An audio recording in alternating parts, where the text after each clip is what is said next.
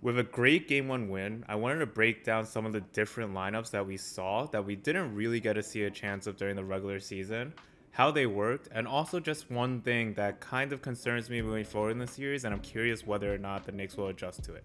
So let's get into it. The first thing I want to talk about is this 5-out alignment. So because Hart picked up his second foul and third foul relatively quickly, the Knicks actually were able to get into the 5-out alignment a good amount during this game. When they first showed this alignment, the Pistons stuck with their center not on Cat. So they had Durant on McHale. And then this is the one play they did that for because McHale got a wide open look. The centers in this Pistons defense tend to sink into the paint to stop paint touches, which leaves McHale wide open for a three. McHale doesn't make this, but Bickerstaff immediately went back to traditional center on Cat just because he understood that that was an untenable matchup for a center on McHale. So now back to this 5-out alignment. Now you have the center on Cat. When the center's on Cat, the Knicks need to be a little bit more conscious of taking advantage of Cat's popping ability. So here you're going to see the same thing as Brunson drives, rejects the screen, Cat's going to roll. And then because the centers typically sink, like we talked about in the last clip, if Cat stayed high, this is going to be a wide open three for Cat as long as Brunson turns around. But generally, there's just a lot of space for Brunson to operate.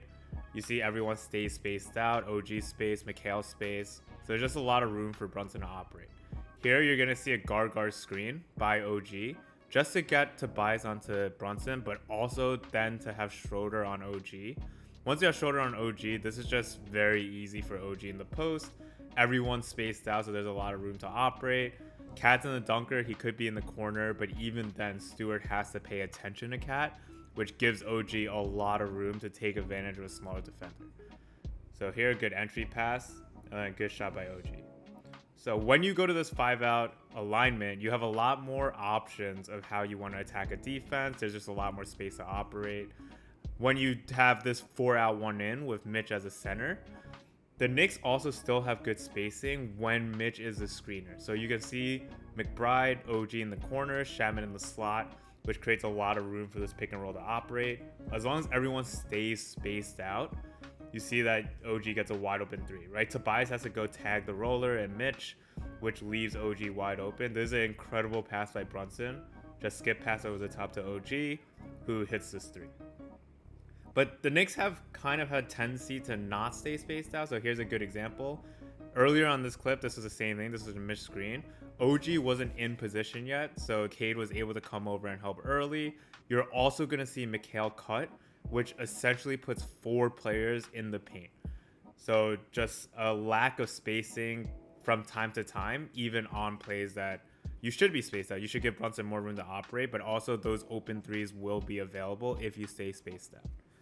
Now, let's just go into this too big alignment now, which we didn't see a ton of during the regular season, especially not with Brunson. But we went to this a lot during this game one. So when we went to this alignment with Mitch and Cat, the too big alignment, you see that Mitch is coming up to set this high screen and roll. I think we should kind of move away from this high screen just because Mitch isn't good in the short roll. So you're basically resetting this play. Even though you have really good spacing, if the Pistons are going to blitz every time and double Brunson, you want someone pretty good in the short roller. I would think that you could just use Cat as the screener and keep Mitch in the roller position, or you just set the screen lower, right? Because this screen is set lower, it's harder to trap. And if they do trap, then you're not asking Mitch to be a playmaker. Mitch can just be a roller and a lob threat where Brunson can get this ball to. But if you're not in trap, then Brunson has this drop. Brunson missed a couple of these easy ones that he usually makes, but it's if you set the screen lower, you just are able to kind of maneuver better, especially when the Pistons are trapping.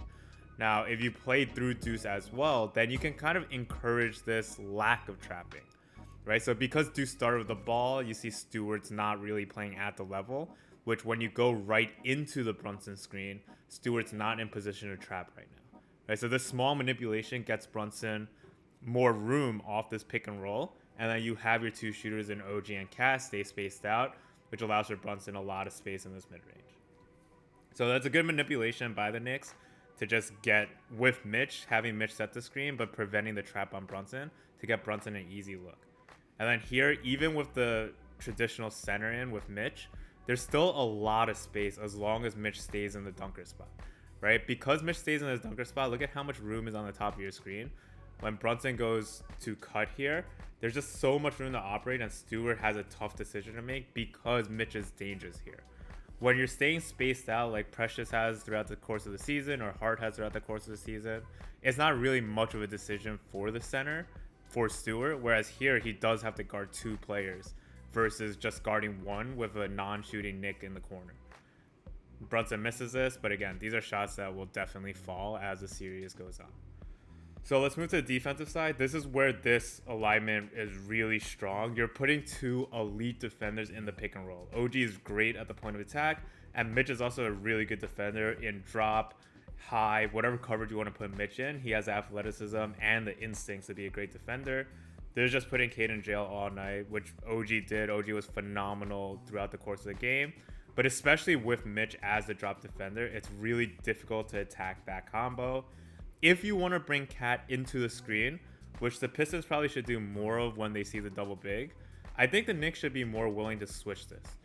Just switching this because Cat's not horrible on the perimeter, but you also have a great backline defender in Mitch that's roaming to help you out if you do get beat.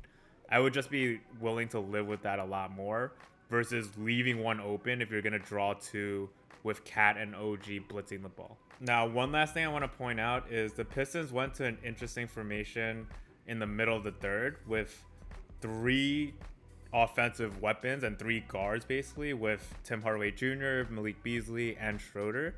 And this is not a good defensive lineup for the Pistons. But they actually went on a +8 run with this lineup on because the Knicks didn't really attack it correctly. So here you see Cat enter this post against Stewart. By doing this, you're basically taking advantage of the best Pistons defender on the court right now. Whereas you have 3 defenders that are weak that you could really attack. The Brunson Cat pick and roll should work because if you look at this alignment again, there's no one that Stewart can guard other than Cat.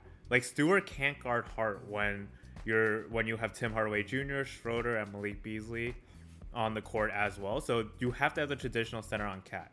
When you have the traditional center on Cat, then the Knicks should be more conscious about running that Brunson Cat pick and roll, which they actually didn't run a single time when they saw this double shooter plus Schroeder lineup. Instead, one of the plays you see OG here attacking Cade, who would be the second best defender on the court at this moment, whereas you could attack Tim Hardaway Jr., Malik Beasley, or Schroeder. Instead, you're just attacking Cade.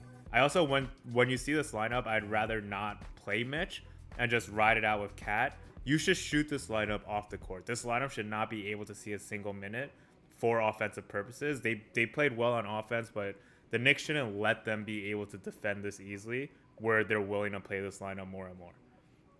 So just something to note. The thing to note where I might be a little concerned is it's what we saw in the last game of the season series as well. When they're putting the traditional center on Cat, you don't see Cat pop as much as he should. So here's the pick.